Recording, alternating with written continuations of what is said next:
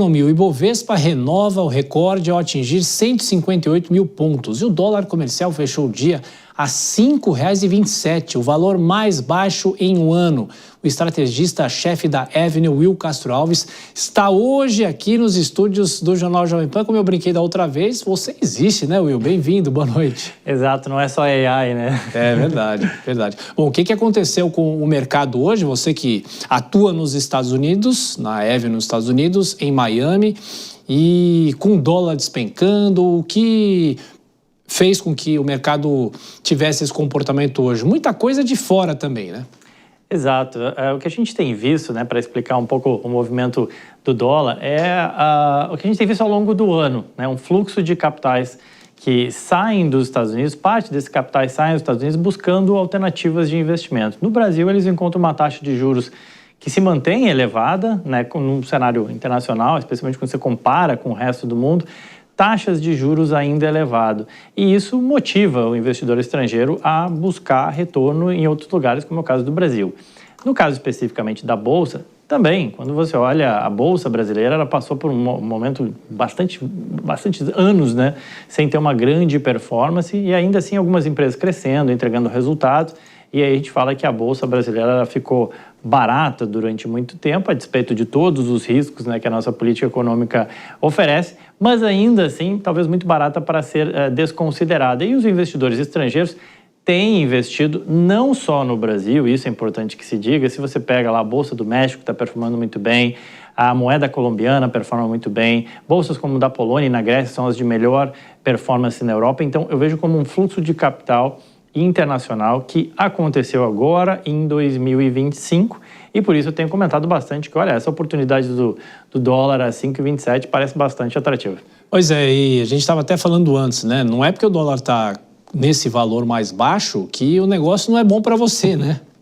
Exato, pode parecer interessante, né? Assim, a gente sempre salienta para os clientes, olha, aproveitem o dólar mais barato e depois bota esse dólar para trabalhar, né? Então compra o dólar barato e depois bota ele para trabalhar.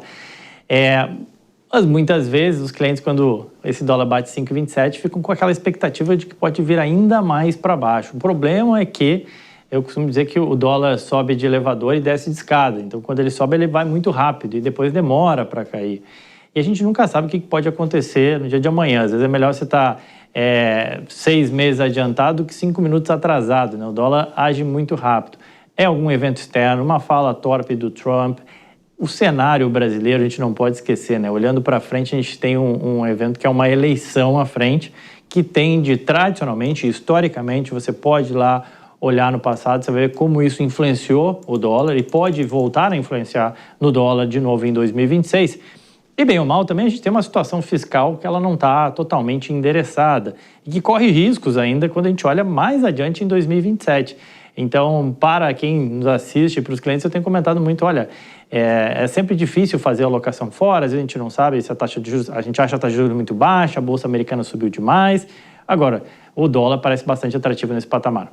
Você falou dessa história de subir de elevador e descer de escada, eu já vi economista usar essa mesma expressão falando sobre os juros, né? Que é a mesma coisa. E os juros aqui no Brasil estão empacados em 15% ao ano. Eu quero te perguntar o seguinte, hoje é uma grande expectativa, você está aqui no Brasil, não nos Estados Unidos, mas lá a possibilidade do Senado, depois que fez essa aprovação, na verdade a Câmara pode acabar com o tal do shutdown que durou, ou está durando ainda, 41 dias. Para a economia é bom que essa paralisia acabe, por quê?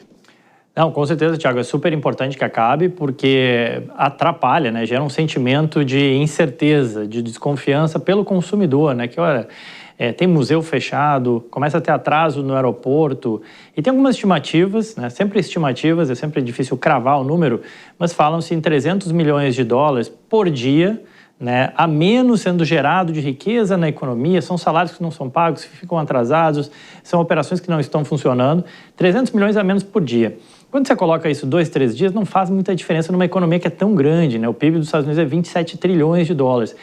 Agora, quando você leva isso a mais de 40 dias, começa a ter um impacto material. Então, é super importante que seja equacionado isso, caminha para que seja, né, que esse negócio vai para o Congresso e tenderia a ser aprovado finalmente um orçamento que daí permite ao Tesouro americano pagar, distribuir o dinheiro que tem que pagar e as coisas voltarem a funcionar. Mas, por hora, tem atrapalhado, sim, na questão do sentimento do consumidor e do americano, obviamente, que vive um cenário de shutdown do seu governo.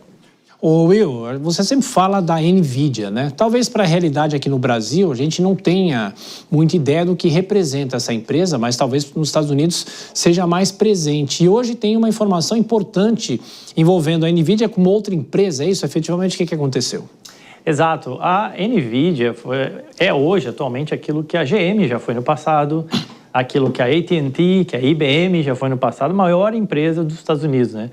Falando 5 trilhões de dólares. Isso equivale a mais do que o valor de mercado das empresas brasileiras inteiras, né, negociadas em bolsa. Então, é um volume estratosférico que chama atenção.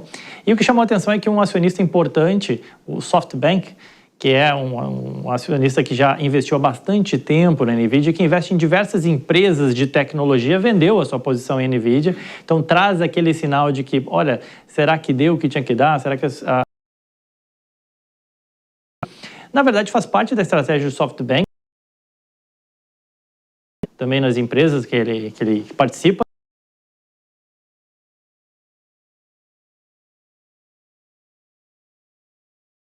Fichas na parte de tecnologia.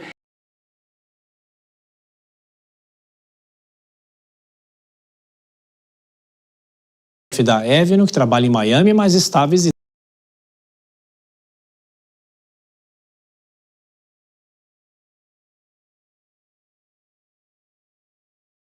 Até a próxima conversa online, né? Exato. Boa noite.